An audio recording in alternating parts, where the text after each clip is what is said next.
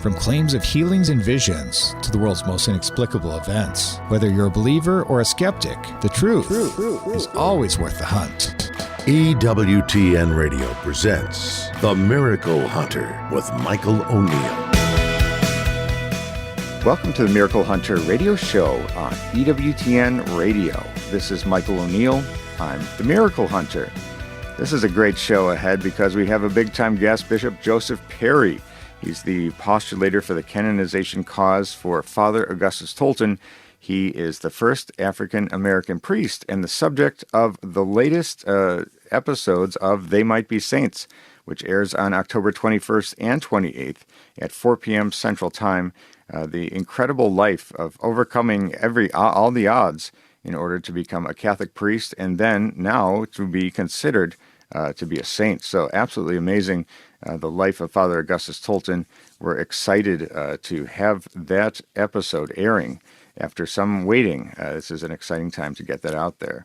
We'll also be talking again with Dr. Gerard Verschuuren. This is a encore episode from last week where we talk about faith and science. And for people who are interested in the program They Might Be Saints, of course, you tune in for that on Fridays at 4 p.m. Central Time. But if you're interested in the other program, which is Explore with the Miracle Hunter, on Saturdays at 7 p.m. Eastern Time, that's my travel show where I go all around the world. And I spoke with people recently, and they were saying, well, we've seen the other episodes. They're all on repeat on EWTN. How about some new ones? Well, those people who have been hoping for more, those hopes are coming true as of November 5th. We'll be doing 7 new episodes of Explore with the Miracle Hunter, including places like Beno in Belgium, and Rome, of course, and Genazzano, and also Beauraing in Belgium. Some incredible places, Pont-Main in France. So these are a brand new set of episodes airing on EWTN on Saturdays at 7 p.m. Eastern Time, so be sure to check that out. You can go to explorewiththemiraclehunter.com or just go to EWTN.com to find out more about these upcoming new episodes.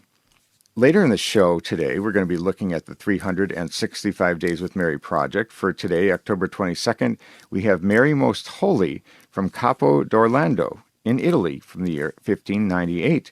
We'll also be looking at the life of Blessed Corrado of Spoleto from Italy, who lived in the 12th century. And the question of the week, in what ways are the Vatican standards different from those of the local bishop with regards to Marian apparition approval? Should be an interesting one to try to answer. Let's take a look at the miracle news. We do this every week where we look at the miracles happening around the world and those things that relate to miracles. And this is a story that many Catholics are going to be excited about. And it isn't a miracle story per se, but it is a story about now searching for miracles. And so it was delivered this last week at the Dicastery for the Causes of Saints at Rome, the position paper, the Positio, on the life, virtues, and fame of sanctity for the beatification and canonization cause of Servant of God, Maria Lucia of Jesus, and the Immaculate Heart. Of course, that's Sister Lucia of Fatima. So after many years, including the beatification and canonization of her cousins, Francisco and Jacinta Marto, there on October 13th, 2017, I was there for that event, people have often wondered and asked the question almost incessantly, what about Sister Lucia? When will she be canonized? And one of the challenges has always been that there's so much documentation. The other children visionaries, they died at a very young age, but Sister Lucia went on to write correspondence to many people, write reflections on this. She was interviewed many times, and she had a full life up until her 90s. So they had to go through 10,000 pages of documentation that had to be submitted to Rome. And the good news is it was just sent this past week. And the delivery of the Positio is an important moment in the process of beatification and canonization. And in the Roman phase, this contains the biography of Lucia, and it's collected all the documents that were created and gathered in the diocesan phase of the process, which took place in the Diocese of Coimbra between 2008 and 2017, almost a full decade. And the Informatio, which describes the virtues lived by the life of Lucia, as well as witness testimonies, etc., and her diary, unpublished documents, just to figure out if she in fact did live a life of heroic virtue. Now, when it comes to canonizations of saints, nothing is a slam dunk. I mean, we have as many as 266 popes in history. They're not all saints.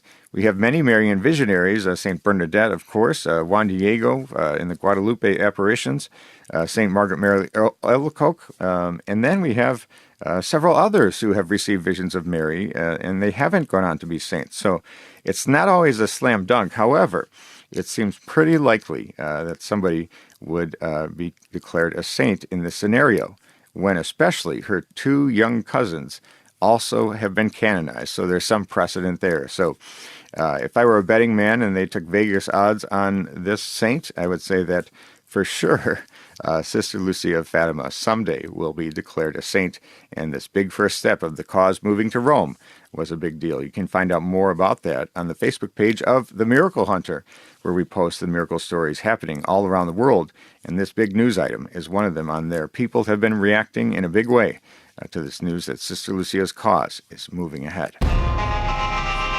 Let's take a look at Catholic Club Trivia. We do this every week, where we look at the trivia question of the week, and we give it a prize to an emailer that writes in the fastest with the correct answer. And last week, we were talking today with Emily Jaminet about the Sacred Heart, and you can go to the EWTN radio webpage, which is ewtn.com/radio, look for Miracle Hunter, and you can listen to that great interview with Emily last week. And the question from last week was related to visions of Jesus, as was famous in the Sacred Heart visions. And the question was, what is the most recently occurring Vatican-recognized apparition of Jesus where the messages are imparted to the visionary? So there have been visions of Jesus where he is just with Mary but doesn't say anything. But what's the most recent case where he says something?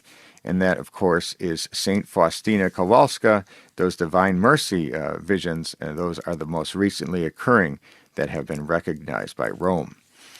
And thanks to everyone who wrote in with that answer. And let's do the question for this week. Father Augustus Tolton is the most recently declared venerable from the United States, and that happened in 2019.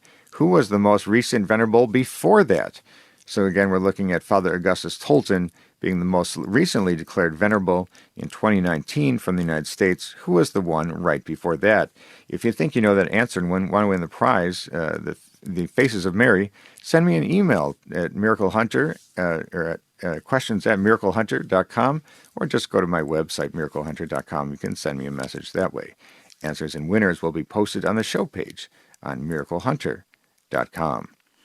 We need to take a short break, but when we come back, we're going to be talking to Bishop Joseph Perry, the postulator for the canonization cause for Father Augustus Tolton, who is the newest subject of They Might Be Saints on October 21st and 28th.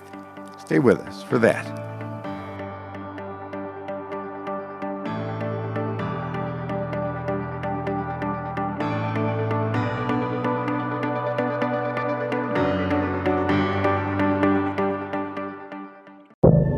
Now, back to the Miracle Hunter on EWTN. Here's Michael O'Neill. Welcome back. You're listening to the Miracle Hunter radio show on EWTN Radio. This is Michael O'Neill. I'm the Miracle Hunter. People who tune into this show, and perhaps who tune in on Fridays at 4 p.m. Central Time, know about my project, They Might Be Saints. And so far, we've filmed the lives of 16 or 17 Americans on the path to sainthood. And one project that I was absolutely wanting to do since the get-go of this series was that of the life of Father Augustus Tolton, the first African-American priest. And we filmed this some months ago, perhaps even a year ago, as time seems to fly. But the exciting news is it airs on October 21st and 28th at 4 p.m. Central Time, where we present the remarkable life of this great priest. And we're so excited today to be joined on this program by his postulator, and that's Bishop Joseph Perry. He's been working for years now trying to get the word out on this great future saint. Welcome back to the show today, Bishop Perry. Thank you. Thanks very much. Well, it's great to talk with you again and have good memories of our time together filming this episode for EWTN some months ago. And now here we go. It's finally airing on EWTN on October 21st and 28th, back-to-back weeks, which is an unheard of thing for EWTN, and that's on Friday at 4 p.m. on those dates. So as we reflect on the remarkable life of Father Augustus Tolton, I think it's important getting out of the gate showing that the Vatican seems to be in big support of this cause. They've declared him venerable. What is attractive to you and to all the people who are excited about this future saint? Well, for a couple of reasons. One, Augustus Tolton is, how should we say, a pioneer in the halls of sainthood, and due to the fact that he is an African American, and at least to this point, there is no African American saints out there. Mm-hmm. But he has a particular role to play, I think, in African American Catholicism. The long road, the long trajectory of service and suffering and martyrdom of peoples of African descent who have been here in this country, at least since its founding. Absolutely, and I think it's important that we sort of retell the story a little bit, especially how he grew up, and the idea that he was able to overcome some of those things and still have that drive, feel that call to become a priest. What was it like for Father Augustus Tolton when he was Gus, a young boy, before he started his path to the priesthood? Well, he comes on the scene for us as a lad, roughly about the age of 9 years old, where we find him on a farm in Brush Creek, Missouri, and his mother is planning an escape from the couple who owned him and his family, and they are crossing the Mississippi River in a rather dangerous road of survival, and they get across the Mississippi River to the Illinois side, which is a professed state of freedom, as opposed to those who were somehow within the bonds of servitude, uncompensated labor, as was pretty much of the nation, especially the South in the 19th century. That was the situation. And what was it that we can look at in the young life of Augustus Tolton where we could say that the seeds of a vocation were planted? How is it that someone in his circumstance could overcome all those odds and still have that passion to become a priest? That is a remarkable thing about Tolton's life, I believe. The fact that at the end, by his untimely death at the age of 43, we find his faith and his hope and his charity pretty much intact, whereas he could have went into another direction. He could have been a young man who was filled with anger and despondency, if not backlash to those who brought some degrees of suffering in his life. No, we find him right there on Calvary, so to speak, uttering forgiveness of his enemies and asking at the end to be buried in a place, a city, a town that embraced him, and others who did not embrace him or really wanted to rid him of any kind of popularity whatsoever. But he was able to survive that that mixed experience that was the 19th century, which had not really survived the Civil War and the residuals of Civil War, discrimination, segregation, and so forth. Tolton walked through that with courage and stamina, and most importantly, a Christian attitude about it all. Yeah, amazing. We're talking today with Bishop Joseph Perry, the postulator for the beatification and canonization cause for Father Augustus Tolton, the first African-American priest, and the subject of the next episode of They Might Be Saints, airing on Friday at 4 p.m. Central Time on EWTN. And one thing that I find so admirable about him is the persistence of it all. Of course, he was given some help to try to get him into seminaries in the United States, but nobody wanted him. he was rejected across the board, and he had to go to Rome in order to become a priest. Talk about that whole scenario where he decided to become a priest, or he wanted to pursue that, but it just wasn't going to happen. What were the steps that led to him becoming a priest? Tolton had the modeling of several priests, religious and diocesan priests, and religious sisters who tutored him and saw within him the virtues of grace and perseverance and courage, a man who adapted quite well to the vagaries of 19th century life and spirit, and he wanted to become something like them.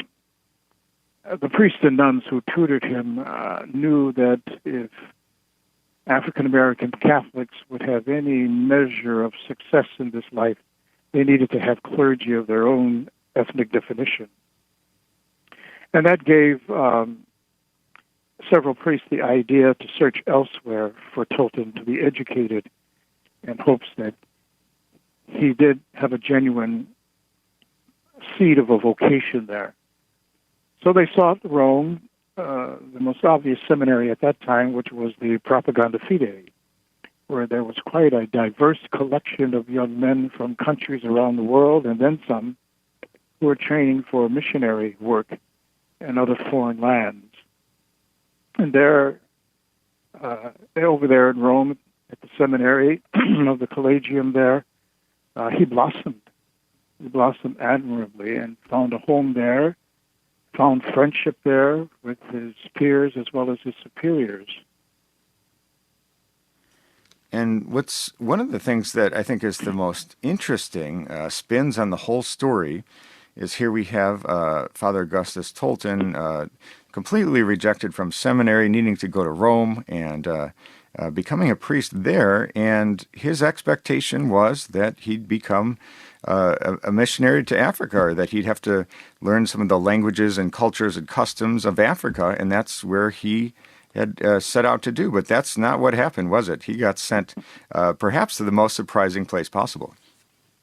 Yeah, back home. Yes, that's correct.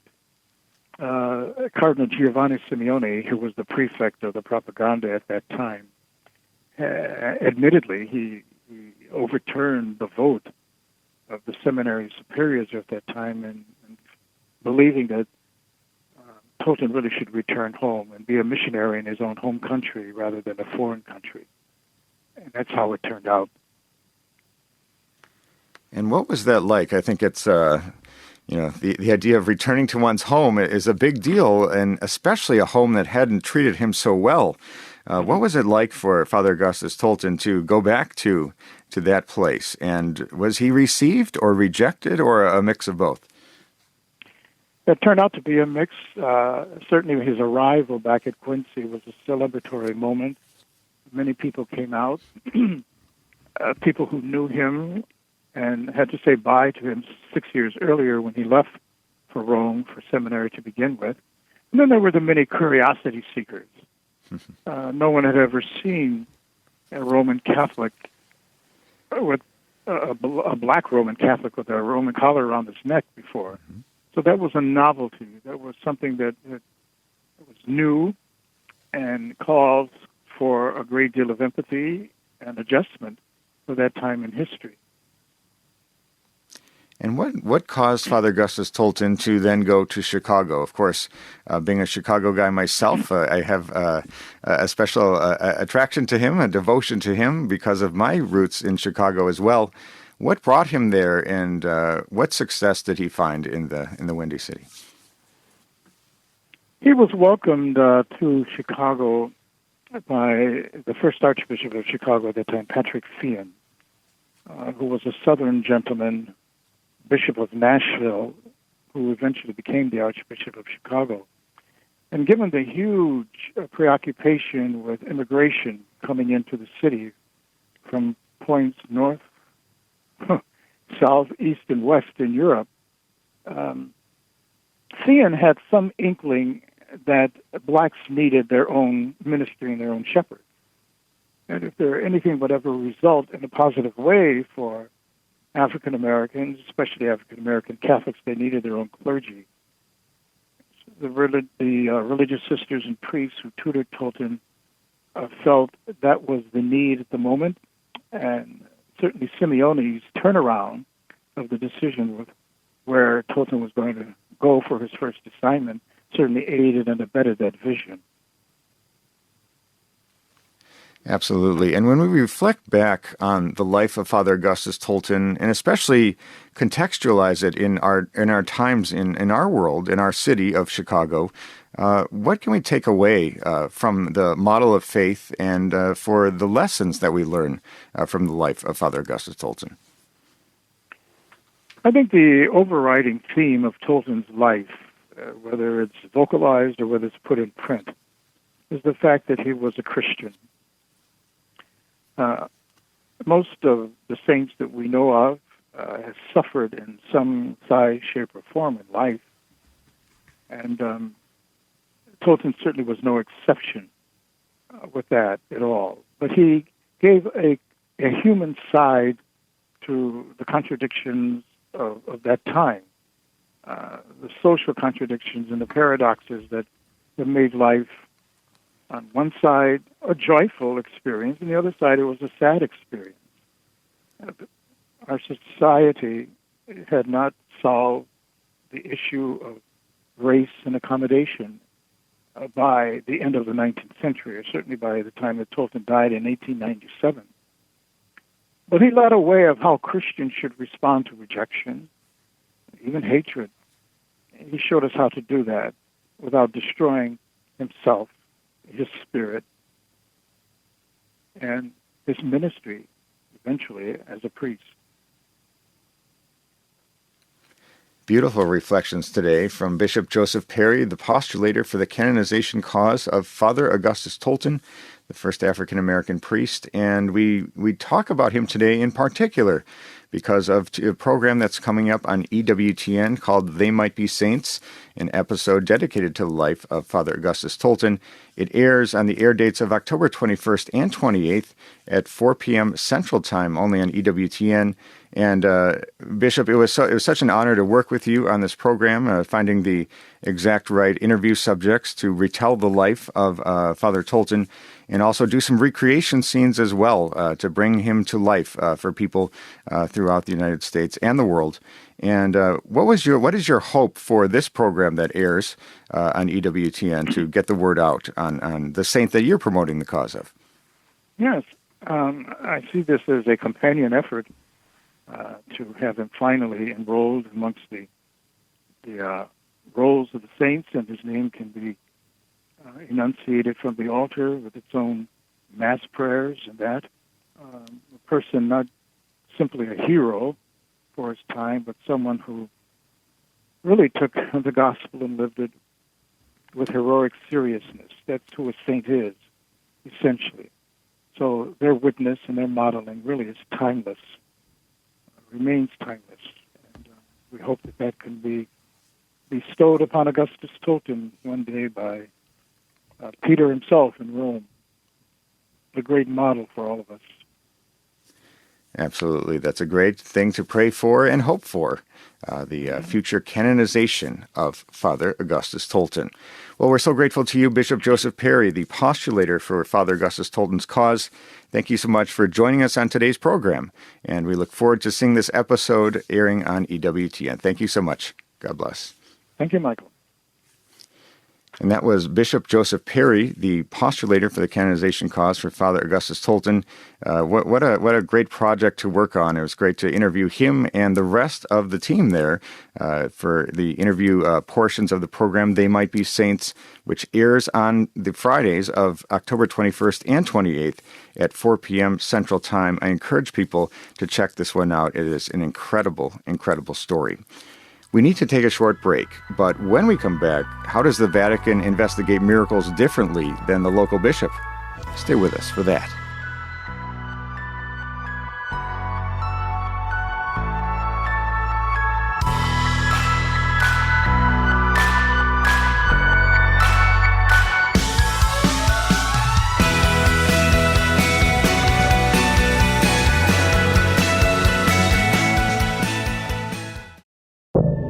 Now, back to the Miracle Hunter on EWTN. Here's Michael O'Neill.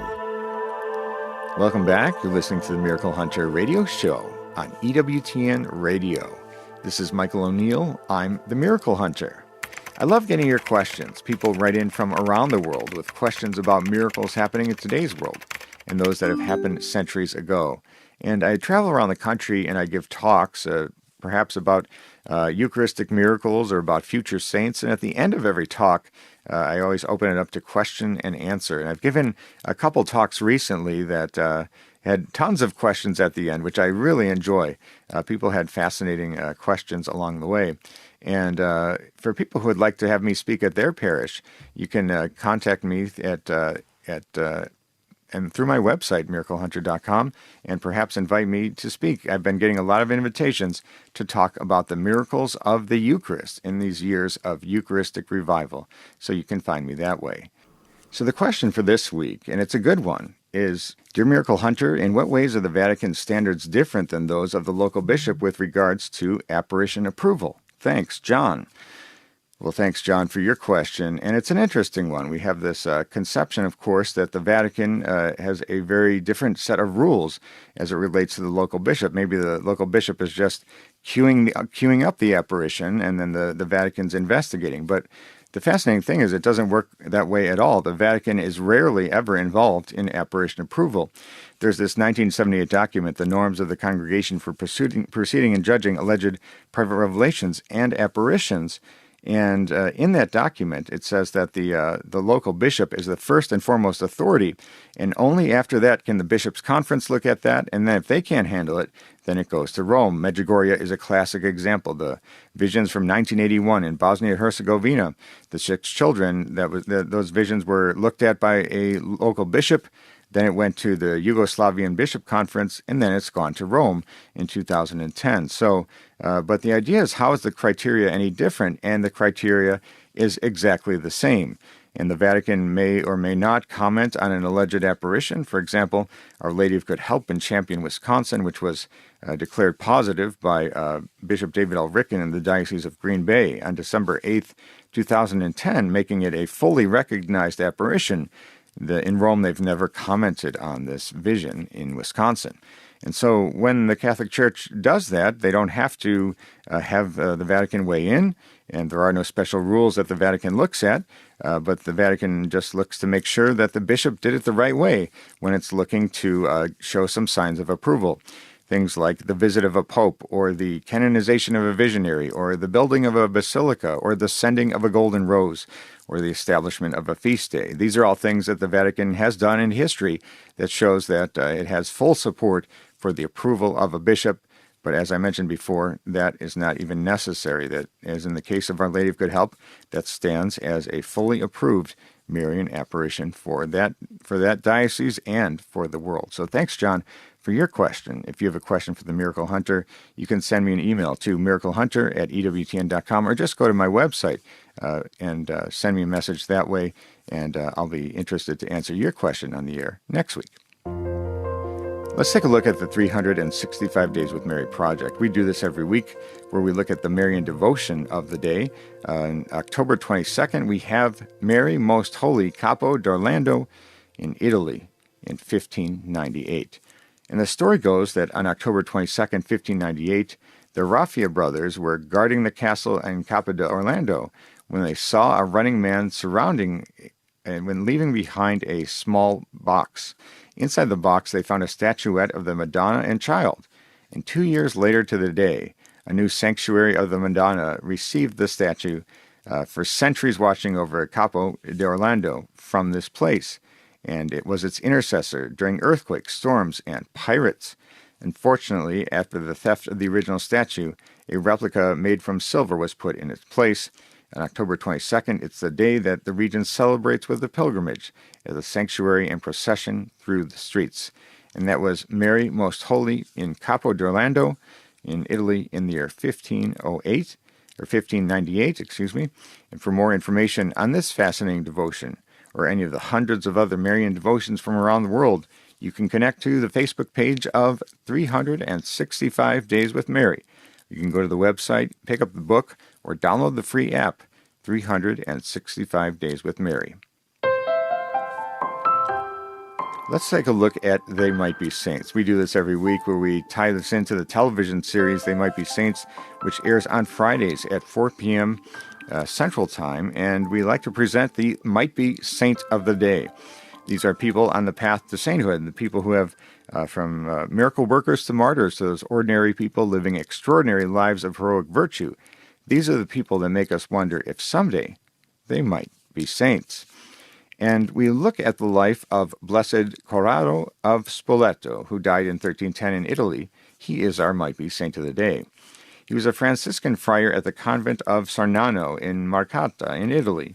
He felt a call to a more intensely religious life within Franciscan spirituality, and in 1290 Corrado received permission with Pope Celestine V to rigorously follow the example of St. Francis, withdrawing from community life in obedience to his superior.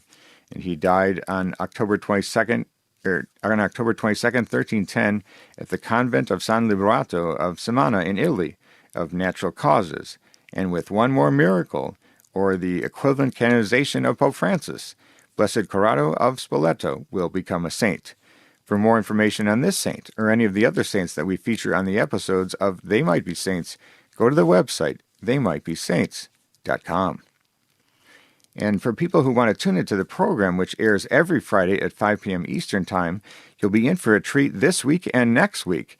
They're showing back-to-back weeks one of the most exciting future saints from our Catholic Church here in America, and that is They Might Be Saints Fr Augustus Tolton.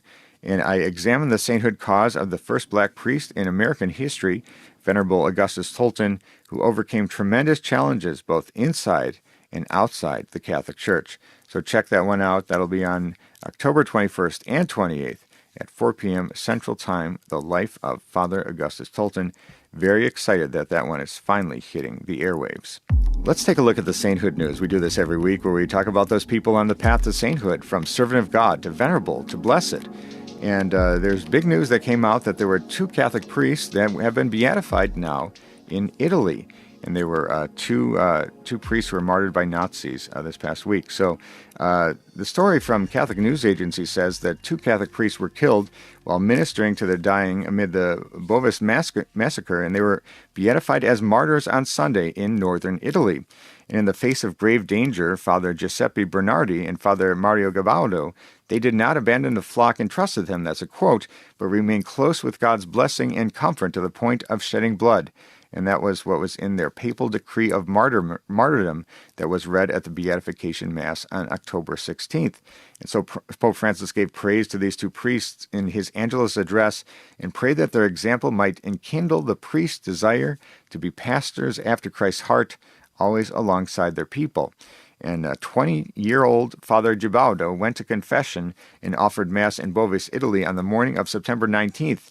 And hours later, he found himself rushing to help orphans escape the countryside as German soldiers burned down 350 buildings in the Italian mountain town south of Turin.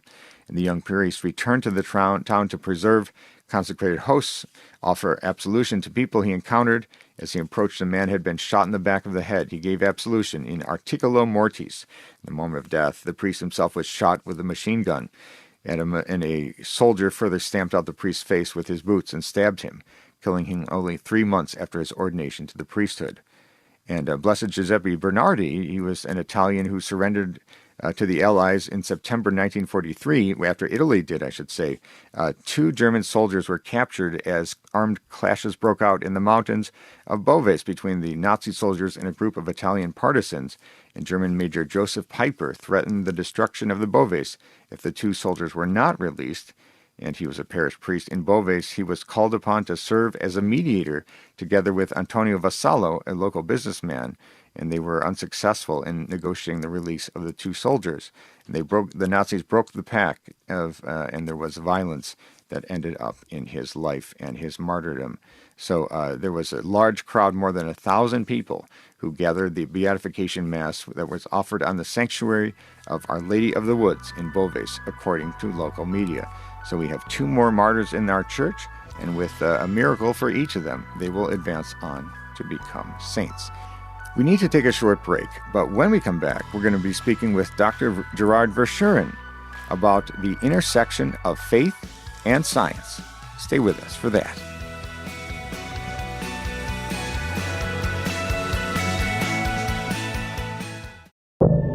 Now, back to the Miracle Hunter on EWTN. Here's Michael O'Neill. Welcome back. You're listening to the Miracle Hunter radio show on EWTN Radio. This is Michael O'Neill. I'm the Miracle Hunter.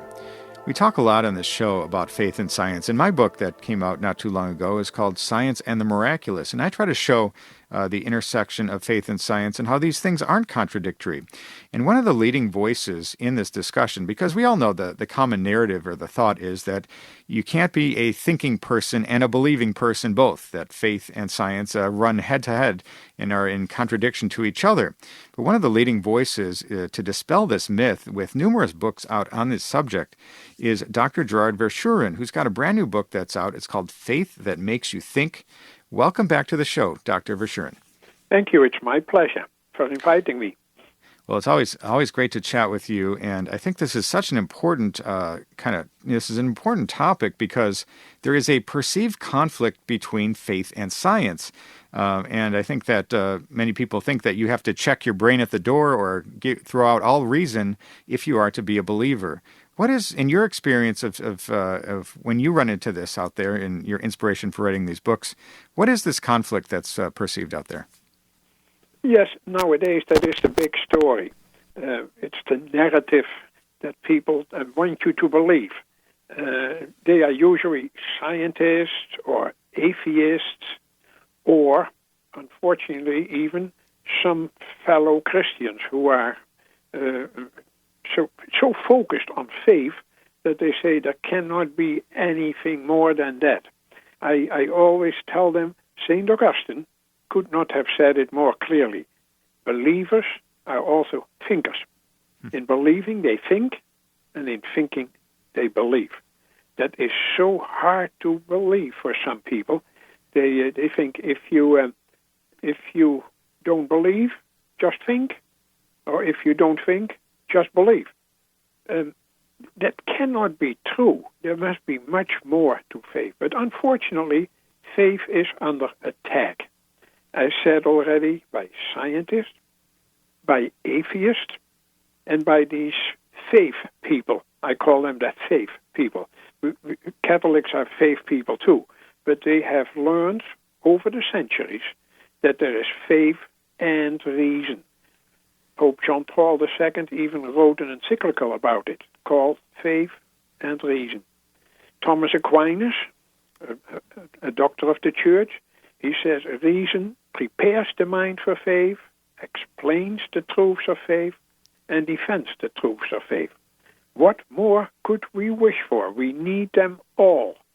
And that's why in my book I explain what the problem is of science and what the problem is of atheism and what the problem is of those faith people.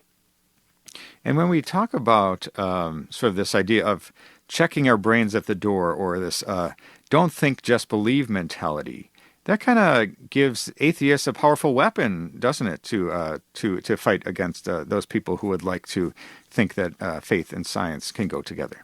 Oh, yes, a very powerful weapon. When those faith people say, don't think, just believe, atheists can say very easily, don't believe, think.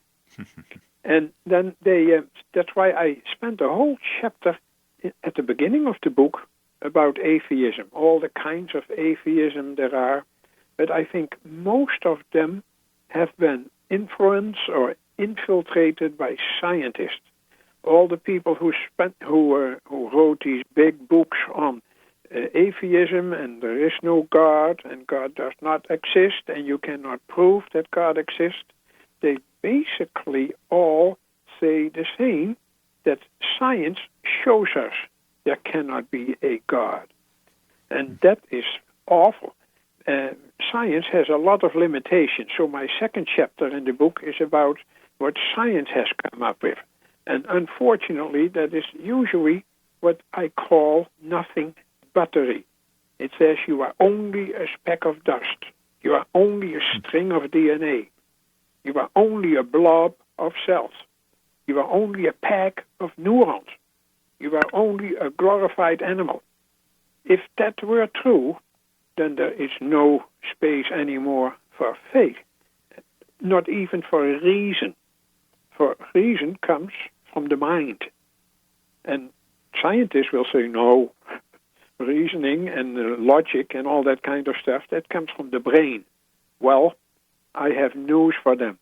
The brain does not secrete thoughts like the pancreas secretes insulin.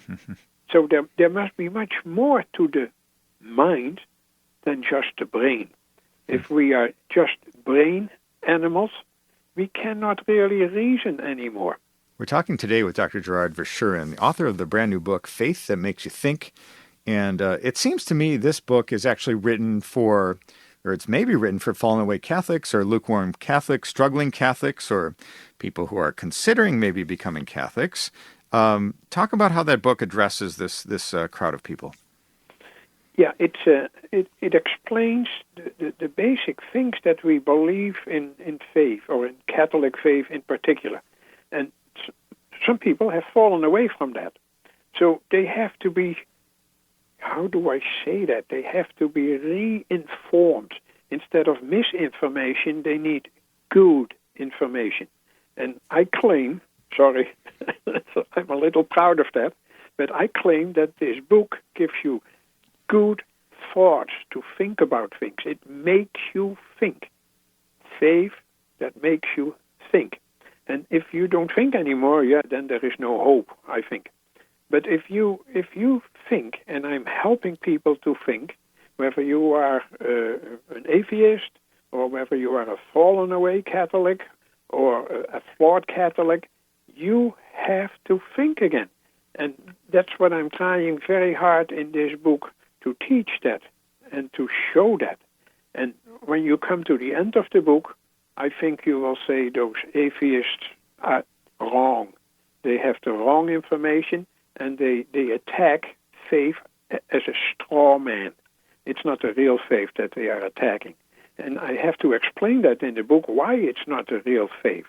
So I want to show what a real faith is like. I'm talking today with Gerard Verschuuren, who wrote the book, Faith That Makes You Think.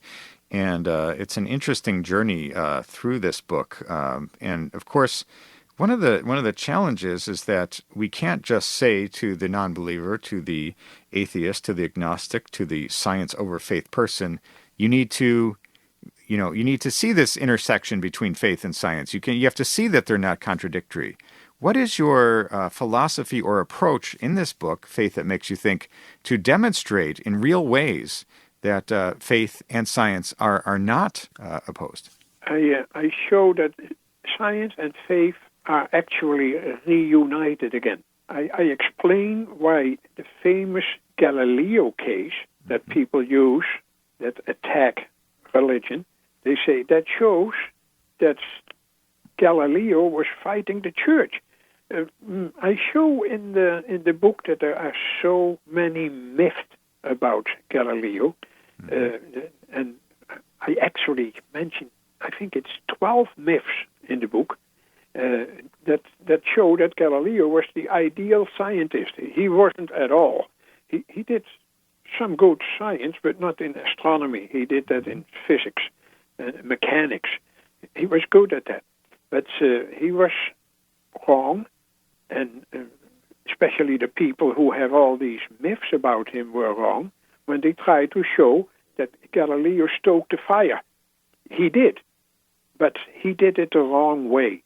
So what we need is we need to learn again that science and faith have been reunited. I am borrowing even from Galileo the distinction between the book of science, of nature, as he calls it, and the book of faith, or scripture. That is a good distinction. It's not his distinction, of course. There's so many things, he just borrowed things from other people. It's a very old distinction that we find already at the early Christianity. And it shows that we have those two books, and they can never contradict each other. Why not? because they come from the same author, God. They can never be in conflict with each other. If there is a contradiction between them, then we have either learned the wrong thing from them, or we have taken the book of Scripture the wrong way, or we have taken the book of nature the wrong way. So they are both related to God. And there is a distinction how they deal with things. The book of Scripture tells us how the heavens go, and the book of nature tells us how to go to heaven. Sorry, reversed. The book of nature tells us how the heavens go, and the book of Scripture tells us how to go to heaven. So how do you have to read the book of Scripture? I give several examples in the book. I think the best one is about the creation account. If we read that as if it's a science book, then you are in for trouble. It's not a science book. Still, there are many, especially fundamentalist Protestants, that say, we have to take the Scripture literally, in that sense that it tells us how the world was created. 7 days? Yeah. In a way, that is true, but not the way a scientist understands that. So we have to tell people how to read the book of Scripture, especially that creation account. How do you deal with that creation account? And the book of nature tells us that our universe is 13 billion years old. Mm-hmm. That is a completely different time frame. Can those two go together? Oh, yes, definitely. And I show in the book that those two are not in conflict with each other. They tell us two different accounts from two different perspectives about the same event. God is the maker of heaven and earth, and we are created by him. So we have, in God's image, we have a soul. And a soul is something that science can never touch upon, because it's immaterial. And that doesn't mean it doesn't exist. Only scientists will say, if it doesn't exist, if it's not material, it cannot exist. So we can't talk about it. Yes, we can, but not as a scientist. And in the book, I show how we can talk about the soul very easily, sometimes with some terminology, but basically very easily, that there is a soul, and if there is no soul, we are no longer a human being, but glorified animals. We're talking today with Gerard Verschuuren, the author of Faith That Makes You Think. And I think for the modern atheist or agnostic, or perhaps young people who haven't embraced any faith at all, they're not necessarily thinking back to the Galileo affair. They may not even know of it. It doesn't bother them at all because they're too young to even have thought of that, or that's not what they're interested in. And perhaps they're not even interested in Scripture and understanding how Scripture can work with our understanding of science. They like to say, science proves that God doesn't exist, or at least there's no proof through science that God exists. How in this book and otherwise do you address this claim that there's no science that shows God exists? Science, as I said, cannot prove that God exists. That is beyond its limits, its capabilities.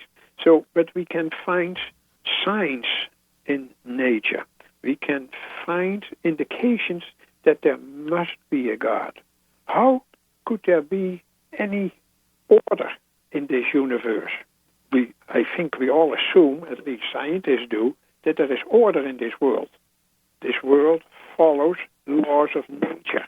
And with those laws of nature, where do they come from? To just say, they come from themselves, that doesn't make any sense. Nothing can explain itself by just referring to itself. So we need something beyond that.